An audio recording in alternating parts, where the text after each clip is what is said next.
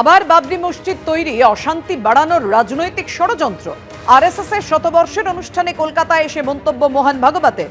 দীর্ঘদিনের শুনানিতে রাম মন্দির বাবরি মসজিদ বিতর্ক মিটিয়েছে সুপ্রিম কোর্ট। সর্বোচ্চ আদালতের নির্দেশে রাম মন্দির তৈরি হয়েছে, দীর্ঘ বিবাদে ইতি পড়েছে। ফের বাবরি মসজিদ তৈরি করা পুরনো বিবাদে ইন্ধন দিতে রাজনৈতিক ষড়যন্ত্র। আরএসএস এর শতবর্ষের অনুষ্ঠানে কলকাতায় এসে এমনই মন্তব্য সংঘ প্রধান মোহন ভাগবতের। कोर्ट ने बड़ा लंबा समय लगाकर बहुत ही विचार किया होगा ना, इतना लंबा समय लगाया तो, और एक निर्णय दिया तो वहां राम मंदिर बन गया। तो ये मंदिर मस्जिद वाला झगड़ा वहां समाप्त हो, बाबरी मस्जिद। अब फिर से बाबरी मस्जिद बनाकर उस झगड़े को रीस्टार्ट करने का ये पॉलिटिकल षड्यंत्र है, मतों के लिए हो रहा है। न ये मुसलमानों की भलाई में है, न ये हिंदुओं की भलाई। झगड़ा खत्म हो रहा है, अच्छी सद्भावना बनेगी तो ये फिर से वो खाई चौड़ी करने का प्रयास हो जाता। तो ऐसा नहीं होना चाहिए, ऐसा मुझे लगता है।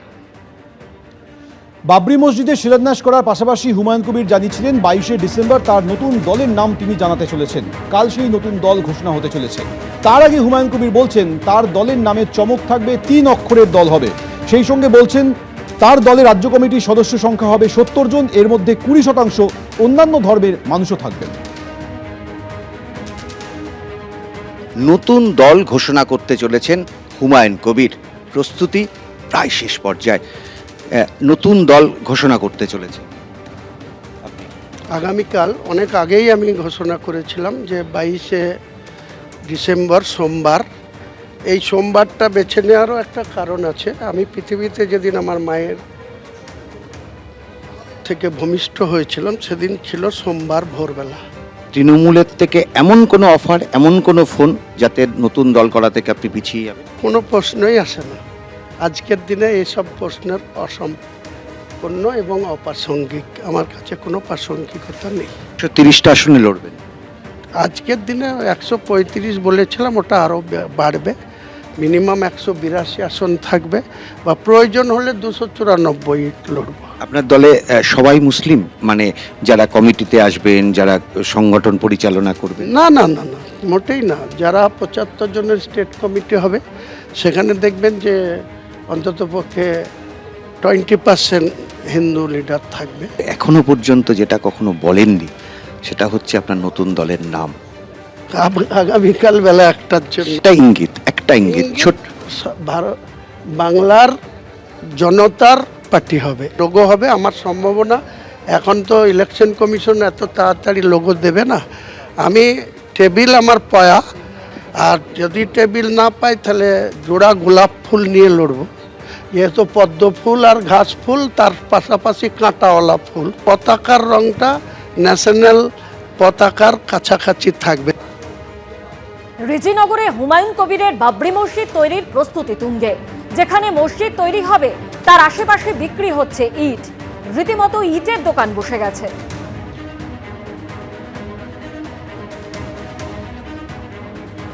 মাত্র 10 টাকা 10 টাকা 10 টাকা 10 টাকা নিয়ে যান নিয়ে যান নিয়ে যান। 1 নম্বরে নিয়ে যান নিয়ে যান। মাত্র 10 টাকা 10 টাকা 10 টাকা 1 নম্বরে নিয়ে যান। 10 টাকা 10 টাকা 10 টাকা।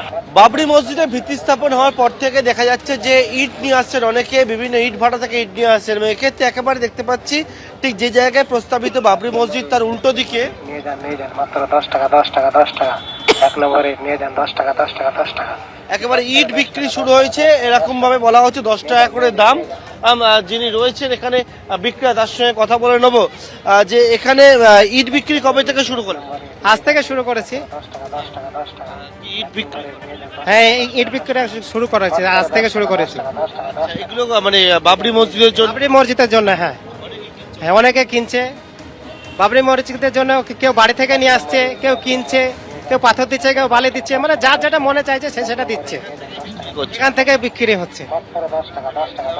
ইতিমধ্যে দেখতে পাচ্ছি যে সেই ইট নিয়ে আসা হয়েছে যে জায়গায় প্রস্তাবিত বাবরি মসজিদ, তার ঠিক উল্টো দিকে রাস্তায় এইরকম পরপর বেশ কয়েকটি দোকান দেখতে পাচ্ছি। তারা কিন্তু একেবারে ইট নিয়ে এসে এখানে বিক্রি শুরু করলেন।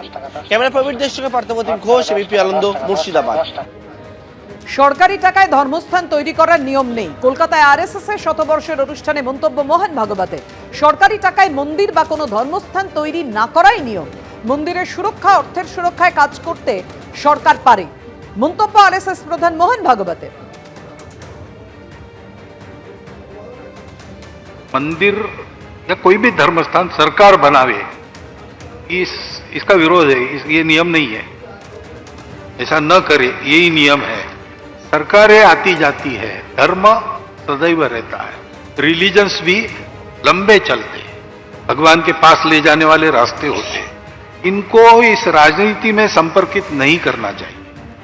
और ये जो मंदिर बनाने की बात है, सरकार ने नहीं करनी चाहिए। हाँ, मंदिरों की सुरक्षा की व्यवस्था की, मंदिरों के पैसे का अपहरण रोक दिया, ये सब सरकार कर सकती, करना भी चाहिए। সঙ্গীত শিল্পী লগ্নজিতা চক্রবর্তীকে গান গাইতে বাধা দেওয়া হয়েছে, হেনস্থা করা হয়েছে। এই অভিযোগে এক তৃণমূল নেতাকে গ্রেফতার করা হয়েছে। তার নাম মেহবুব মল্লিক। ভগবানপুরে একটি অনুষ্ঠানে গিয়েছিলেন লগ্নজিতা চক্রবর্তী, তাকে গান গাইতে বাধা দেওয়া হয়, হেনস্থা করা হয়। সরাসরি এই অভিযোগ তুলে সরব হয়েছেন শঙ্কুদেব পণ্ডা। তিনি অভিযোগ করছেন যে লগ্নজিতা চক্রবর্তীর অভিযোগের ক্ষেত্রে প্রথমে শুধুমাত্র জিডি করেছিল পুলিশ। সঙ্গীত শিল্পী হেনস্থার শিকার হয়েছেন। প্রাণ হাতে করে লগ্নজিতাকে কলকাতায় আসতে হয়েছে। কলকাতায় ফিরে তিনি মানসিকভাবে বিধ্বস্ত।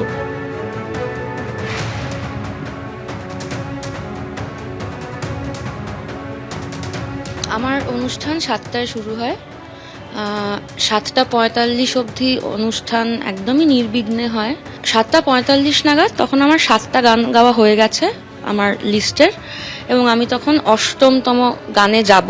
এই 7তম গান যেটা আমি গাওয়া শেষ করেছিলাম, সেই গানটা হচ্ছে এই পুজোতে একটা ছবি রিলিজ করেছে দেবী চৌধুরানী, বুম্বাদা শ্রাবন্তীদির ছবি। সেখানে আমি একটা গান গেয়েছিলাম জাগো মা বলে, যেটা দেবী চৌধুরানী ছবির গান এবং দেবী চৌধুরানীকে নিয়ে গান। সেটা আমার 7th গান আমার লিস্টের। তো আমি সেই গানটা শেষ করে কথা বলছিলাম 8th গানে যাব বলে। আমরা কেউ কোনো কিছু বুঝে ওঠার আগে আমি রিয়েলাইজ করি যে একজন মানুষ দৌড়ে, হেঁটে না, দৌড়ে স্টেজের ওপর উঠে আসেন এবং আমার প্রায় এরকম ডিস্টেন্সে উনি চলে আসেন এবং উনি মারতেই এসেছিলেন আমাকে, মানে, এবং ওনাকে যখন সরিয়ে নিয়ে যাওয়া হলো, আমার হাতে যেহেতু মাইক্রোফোন ছিল এবং যেহেতু আমি মাইক্রোফোনে কথা বলছিলাম অডিয়েন্সের সাথে, উনি চিৎকার করে বলেন, অনেক জাগমা হয়েছে, এবার একটু সেকুলার গা। তুই তোকারি, গানও নয়, আপনি টাপনির কোনো ব্যাপার নেই, অনেক জাগমা হয়েছে, এবার একটু সেকুলার গা। এটা উনি লাস্ট কথা বলেন এবং সেটাও আমি অডিয়েন্সকে মাইক্রোফোনে জানাই যে এটা উনি বলবেন। এবং তারপর আমি খুবই শান্তভাবে বলি যে যা হলো আপনাদের চোখের সামনেই হলো, এরপর তো আমার পক্ষে অনুষ্ঠান করা সম্ভব না, তাই আমি চলে যাচ্ছি, নেমে যাচ্ছি স্টেজ থেকে।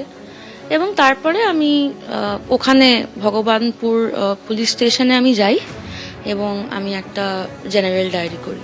এটা দুর্ভাগ্যজনক আছে। আমরা প্রাথমিক তদন্তে যেটুকু পেয়েছি তাতে ওই যে মেহবুব মল্লিক বলে যে আছে, ও যেভাবে ইন্টারাপ্ট করে, বা শিল্পীর সঙ্গেও আমরা যখন থেকে জেনেছি তখন থেকে ওনার সঙ্গে আমরা যোগাযোগ করেছি, যেটুকু জেনেছি যে যেভাবে উনি ইন্টারাপ্ট করেছেন এবং যেভাবে মারমুখী হয়ে উঠেছিলেন, তো সেটাকে আমরা ডেফিনেটলি কগনিজেন্সে নিয়ে আমরা সঙ্গে সঙ্গে অ্যারেস্ট করতে বলিয়েছি এবং তখন থেকেই রেড শুরু হয়।